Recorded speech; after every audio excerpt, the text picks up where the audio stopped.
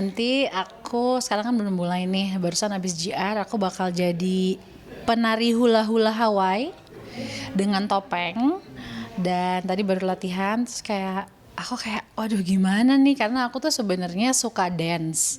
Tapi kalau untuk dance yang ngikutin koreo aku tuh nggak jago.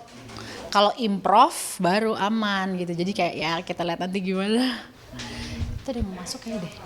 Kayak asistenku takutnya boleh tahu nggak didorong aja. Dia nggak tahu masuk aja. Oh bukan.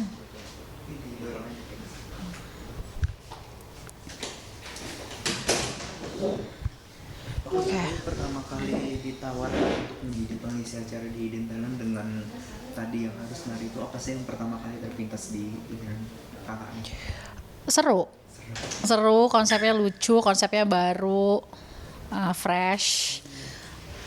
Pengen lihat gimana reaksinya nanti para panelis dan hostnya ketika tahu aku sebenarnya siapa gitu. Oke, tapi kak, untuk nari ini emang pilihan kakak atau request dari kreatif atau? Dari kreatifnya Hidden Talent. Oke, untuk koreanya itu baru pertama kali datang. Iya. Gitu belum. Bener-bener cuman latihan 10 menit, makanya aku nggak tahu nanti gimana jadinya gue. Aku kayak bakal improv sih. Kayak udah di brief koreanya persis seperti apa, tapi kayak untuk ngikutin persis sama kayaknya aku nggak akan bisa. Seperti aku bilang tadi, aku tuh nggak, kalau ngikutin Korea agak lemah. Jadi kalau yang improv baru aku bisa all out gitu. Oke. Menerapkan hidup sehat nih, sering di Instagram yang sering di share. Itu mulai kapan sih kak? Bisa diceritain? Udah dari setahun lalu sih, karena aku tuh dalam setahun jadi total udah turun 15 kilogram. Tadinya tuh berat badanku 76 kilogram. Itu untuk series yang aku syuting beberapa tahun lalu, 1 tahunan 2 tahunan gitu, karena mereka memang request aku untuk jadi lebih gemuk tapi real gitu. Mereka nggak mau pakai fat suit, jadi aku harus naikin berat badan 15 kilo. Lalu aku terima offer series lagi yang setelah itu, dimana aku harus menurunkan lagi 15 kilogram. Dan jadinya aku dalam journey hidup sehat lah ya, dalam journey hidup sehat. Kenapa? Karena aku nggak pengen cuman hidup sehat, rajin olahraga, badminton, makan sehat, itu cuman sampai series yang sekarang nih memulai, terus abis itu udah kelar, bablas gitu, maksudnya cuek aja. Aku nggak mau gitu, aku maunya long lasting dan seterusnya bisa menjalankan gaya hidup sehat. Namanya perjalanan up and down sendiri gimana kak? Ada kesulitan nggak sih? Bener-bener. Aduh iya, lagi banyak banget karena ngelawan kayak kan tadi kita udah punya habit makan banyak gitu kan pas aku naik 15 kilo itu. Makan, gak pernah olahraga, biar badannya gede gitu, terus gitu tidur-tiduran. Kalau tengah malam tuh mesen junk food gitu. Nah terus merubah itu, yang paling susah sih dari kebiasaan. Dari yang kebiasaan yang gak sehat menjadi kebiasaan yang sehat dari hal-hal kecil sih. Jadi kayak sehari itu lebih banyak, dalam sehari misalnya di rumah doang gak ada kegiatan, lebih banyak langkah, naik ke atas, naik ke bawah, beres-beres kamar lah apalah, atau enggak nyari kegiatan di luar. Jadinya juga bergaul dan mencari lingkungan yang semuanya tuh antusiasnya dengan kesehatan tinggi. Jadi aku kepengaruh gitu. Jadi nyari geng-geng yang orang-orang yang suka dengan kesehatan. Oke, nah untuk sekarang berarti ada ini juga sih kak, maintenance ke dokter gitu? Ke dokter nutrisionis ada untuk nanya menu makanan, tapi nggak terlalu ya. Aku lebih ke ada badminton sama coachnya. Kalau untuk nge-gym ada personal trainernya, dan itu bisa di rumah, bisa di gym. Kadang-kadang PT-nya datang ke rumah, dan PT-nya bisa jadi adikku sendiri juga karena dia wah full on health enthusiast gitu. Terus apalagi ya, makan sehat, dan makan sehat itu aku juga nyari dari sumber macam-macam sih, ngelihat di YouTube lah, video-video soal makanan yang cocok untuk badanku. Aku juga ngejalanin puasa intermittent. Oke, kak, selama menjalankan yang series sebelumnya yang harus memiliki berat badan yang lebih gitu, mungkin itu kan salah satu pekerjaan juga ya kak, yang harus mencapai goals itu. Tapi dari yang kakak rasain sendiri gimana sih dengan mempunyai berat badan yang berlebih? Aku aslinya sih cuek ya. Aku aslinya tuh sebagai cewek nggak merasa Caca nih orangnya tuh aku tetap bisa nyaman, nggak dipengaruhi oleh bentuk tubuhku, mukaku ada keriput-keriput yang baru muncul atau apa. Misalnya kan aku udah umur 34 lah ya, beda sama pas umur 12 gitu kan, sama pas ABG beda gitu. Jadi aku tipe yang sebenarnya apa adanya, aku nyaman-nyaman aja. Cuman karakternya di series itu tuh kebetulan yang waktu aku naikin berat badan 15 kilo tuh memang dia tuh insecure. Dia tuh insecure banget karena diledekin mulu, dibully mulu sama keluarga, sama teman. Jadinya yang kebawa di aku adalah karakter itu terlalu dalam aku resapin, dan jadinya aku ikutan minder gitu. Kayak kadang-kadang sampai aku nggak suka ngaca.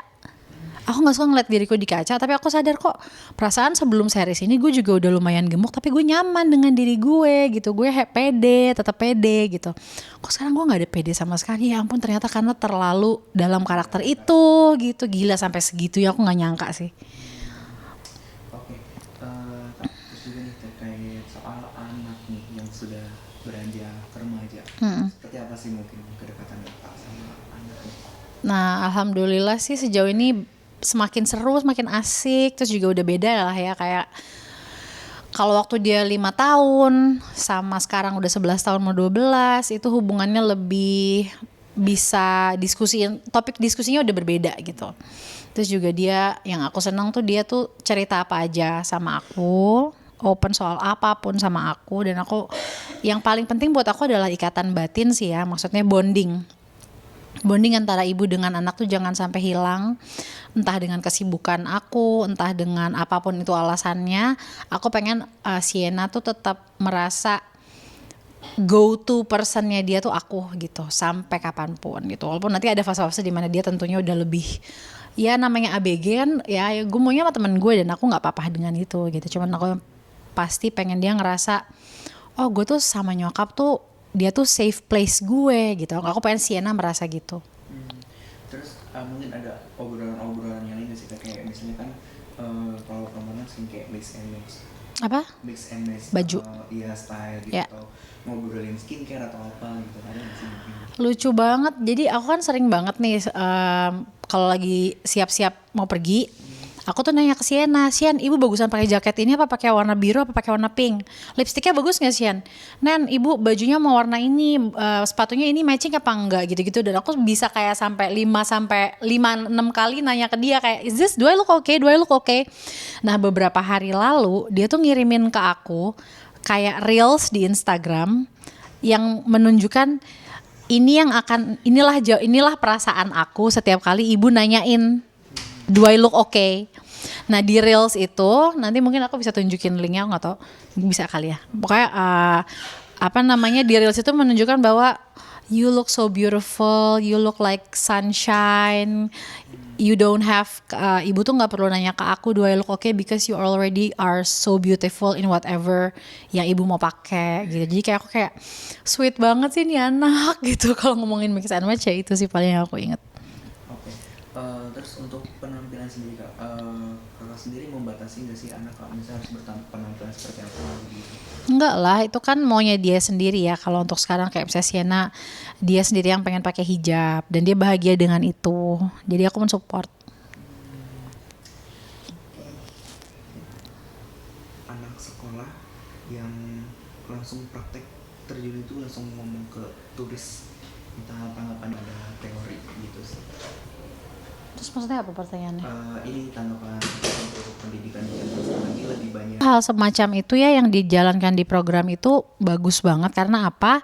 Banyak orang yang sekolah yang di kelas, mereka tuh mempelajari dunia nyata di luar sana, tapi belajarnya lewat buku, lewat diajarin oleh dosen misalnya. Mereka nggak pernah, ketika yang mereka tahu tuh pas terjun langsung, wow, ini dunia yang fully berbeda dengan yang gue tahu selama ini gue pelajarin di buku dan di dosen gitu, dan diobrolin sama kerja kelompok atau PR atau apapun.